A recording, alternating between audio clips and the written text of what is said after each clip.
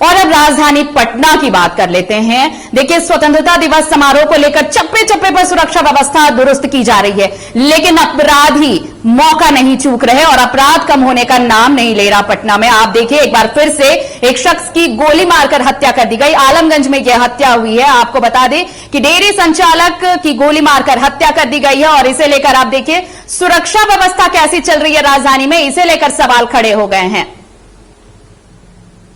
Patna city के आलमगंज में यह हत्या हुई है। डेयरी संचालक की गोली मारकर हत्या कर दी गई है। आज करीब 10 बजे के आसपास पुलिस को सूचना मिली कि जो आलमगंज थाना अंतर्गत बजरंगपुरी है, उधर एक दुकानदार को गोली लग गई है। पुलिस तुरंत घटनास्थल पर पहुंचकर इस पर जांच शुरू किया गया।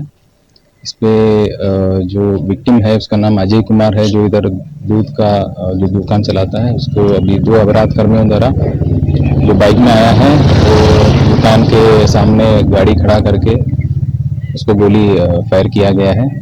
इस पर अनुसंधान शुरू किया है। एफएसएल टीम को भी बुलाया गया है और अपराध कर्मियों का पहचान करके तुरंत गिरफ्तारी भी किया जाएगा। नहीं, ऐसा कुछ अभी सूचना नहीं है। अभी बातचीत में इसे पता चल रहा है कि जमीन का विवाद कुछ चल रहा था, उस पर भी जांच करेंगे। अभी सीसीटीवी जितना देखें उससे पता चल रहा है कि 2 अपराध कर्मी बाइक में आ रहा है और वो 2 अपराध कर्मियों द्वारा घटना को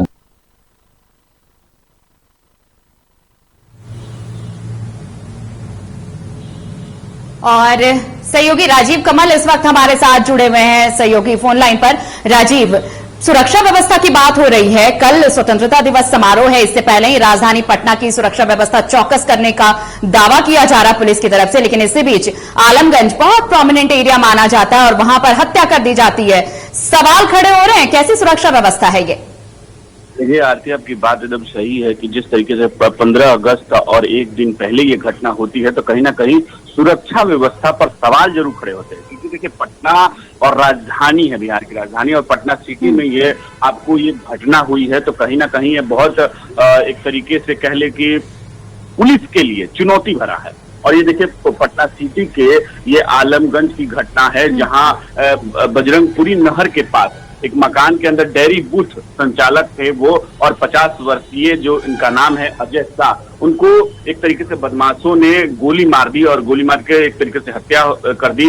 बदमाश बूथ पर पहुंचे और जहां कुछ बातों को लेकर उनके साथ कहासुनी हुई और बदमाशों ने तुरंत पिस्तौल निकाल के फायरिंग करने लगे। उसी में अजय जो है उनको गोली लग गई और एक तरीके से वो गंभीर रूप से वहां जख्मी हो गए। उनको अस्पताल ले जाया गया आनंद में, और वहां से जो बदमाश थे वो फरार हो गए। गोली की आवाज सुनकर जब परिवार बाहर निकलते हैं तो एक तरीके से देखते हैं कि अजय को गोली लगी हुई है। उनको तुरंत आनंद में एनएमसीएच लेकर जहां पहुंचते हैं उनके परिजन और उनको मृत घोषित कर दिया। पुलिस के शव को लेकर पोस्टमार्टम पहुंची है। वहां के जो एसडीपीओ हैं वो भी सारथ आरएस हैं, वो उन्होंने बताया कि 2 लोग बाइक पर सवार थे, कुछ बात को लेकर ये बूथ चलाते थे, डेयरी बूथ चलाते थे, उसी पर उनकी कहासुनी हुई है और उस पर ही जो अपराधी उन्होंने गोली मार दी है। और ये एक तरीके से बहुत बड़ी चुनौती कह लीजिए, क्योंकि 15 अगस्त का कल 15 अगस्त है और एक दिन पहले की ये घटना कहीं ना कहीं बहुत चिंताजनक है। और बिहार में जिस तरीके से आपराधिक घटनाएं बढ़ रही हैं,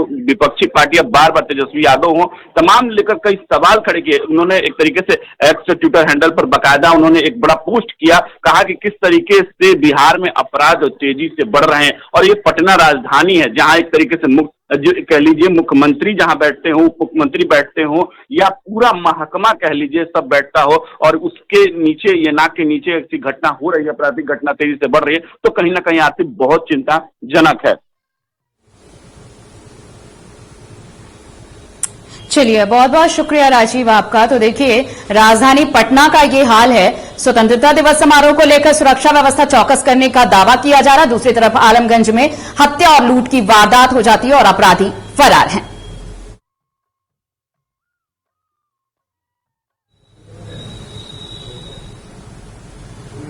और देखिए, आज से